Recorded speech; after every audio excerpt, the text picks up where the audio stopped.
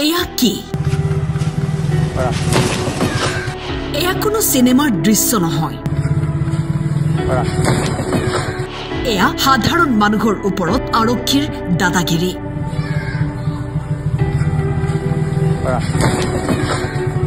চাওক কেনেকৈ বগৰাই দিলে দুখীয়াৰ ফলমূলৰ দোকানখন। এই দৃশ্যটো জালুকবাৰীৰ এজন ক্ষুদ্ৰ ব্যৱসায়ীৰ ফলমূলৰ ঠেলাখন ৰাজপথতে বগৰাই দিলে আৰক্ষীয়ে। প্ৰশ্ন হৈছে কিয়?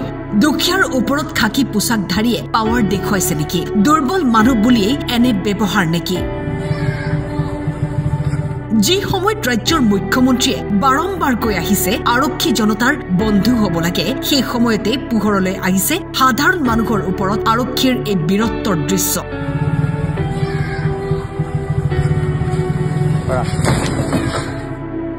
জনহিতাৰ্থে জনসেৱাৰ্থে এয়া নেকি আৰক্ষীৰ কৰ্তব্য? এয়াই নেকি তেওঁলোকৰ ব্যৱহাৰ?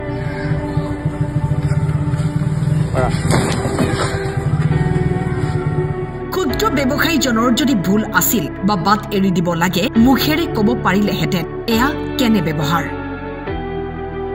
খাকী পোছাকৰ অৰ্থ কি ইউনিফৰ্মযোৰ পিন্ধাৰ আগতে আচলতে জনা উচিত। কিয়নো এনেদৰে সাধাৰণ জনতাৰ ওপৰত বীৰত্ব দেখুৱাই নিজৰে চাকৰি হেৰুৱাবলগীয়া হ'ব পাৰে আৰক্ষীয়ে। এই ইউনিফৰ্মযোৰৰ অৰ্থই হৈছে জনহিতাৰ্থে জনসেৱাৰ্থে।